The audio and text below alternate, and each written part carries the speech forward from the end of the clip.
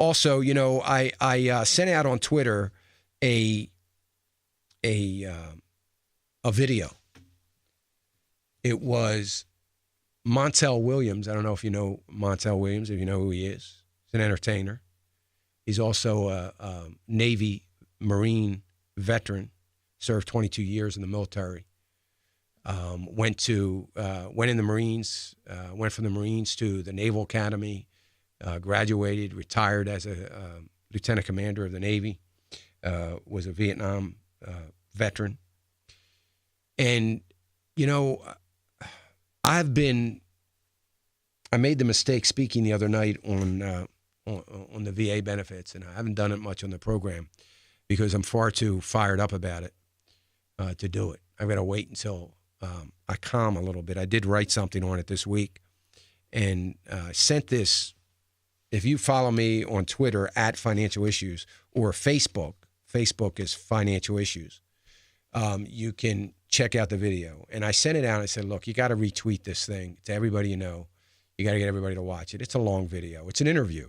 Montel Williams being interviewed by Neil Cavuto on Fox News. And the only reason I sent it out because I said this is it. This is how I feel. This sums up my position. I agree with this wholeheartedly. It's exactly how I feel. I had an opportunity early this morning on another talk show that I was being interviewed to talk about the president's speech because I was asked, and I watched it twice last night in disgust. I thought it was the most pointless speech I had ever heard. It was so unpresidential. It was disgusting. It should have been an opportunity to be used to apologize for the events in the VA to our future leaders.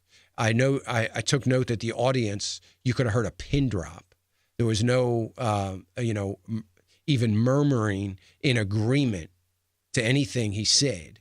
It was a self-adoration, continuation of a self-adoration tour of this president. It was immature. It was a speech fit for maybe some community organization somewhere. It was so unpresidential. It was pathetic and pointless. And it goes to the leadership of this country. And if you think this president gets me, by the way, get your emails out for your racist comments. If you think this president gets it, you're living in some kind of fantasy world, because if nothing else, this speech reiterated the fact that the only thing this president knows how to do is lead from behind. And someday, when the dictionary comes out with its 2025 edition, you're going to see his picture next to the definition of leading from behind. He is the epitome of it. He doesn't even have the capabilities of forming an opinion until something is over. He's like an economist talking about the economy after things have already crashed. It is a joke, and I think it's absolutely disgusting that the President of the United States, the VA issue is not a partisan issue. It should not be politicized. It has nothing to do with politics.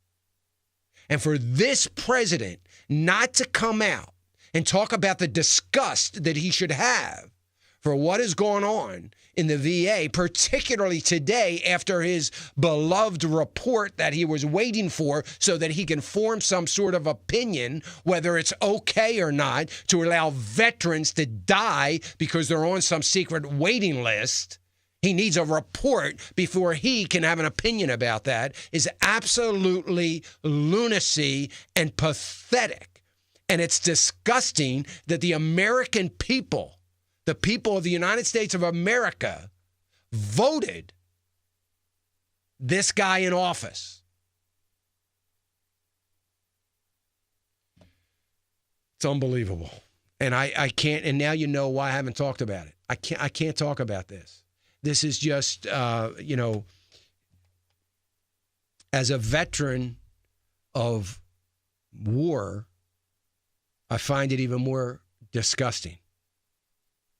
And I hope that everybody that voted for Obamacare is loving the preview that they're getting of a government-run healthcare system. I was in the military. Listen, anybody out there that was in the military has a story about being in a military hospital at some point in time. I know I certainly do. But at the same time, for us to this is just another scandal under the president's watch. This is a president. Here's the thing. Don't email me and tell me, well, this is all George Bush's fault. Listen, please don't do that, because you're looking foolish when you do that. When you have a president that in 2008 talked about this very issue and said he was going to fix it. So this is not somebody that didn't know what was going on. This is somebody that understood and knew the problem and did nothing. This and Benghazi are the two most disgusting points. Forget the economy. This doesn't even compare to his economic ineptitude on the economy. It doesn't even compare to that. We know that all of Congress is economically inept. That has been proven to us over and over again. But this is lack of leadership, and that's putting it mildly, at its finest. This is a president that believes that we need to make everybody else stronger so that we can be weaker. He said in his speech that just because we have the best hammer doesn't mean that every problem is a nail. The thing that he misses is you don't have so many nails to hit when you are willing to use the best hammer. See, the idea of having a strong and mighty military, which is still the strongest and mightiest military on the face of this earth, but it means nothing if the one that is the commander-in-chief of that military doesn't have the backbone or guts to even consider military intervention that will continue to draw line after line after line after line in the sand when everybody else is laughing over the fact that he's not going to use it. We're not going to do anything in Russia. That is the big news, and everybody's concerned about that. Meanwhile, we've got 100,000 dead women and children in Syria that has crossed the line over and over again. That's forgotten. I have lost my ability to talk about this at any great length unless I'm speaking publicly,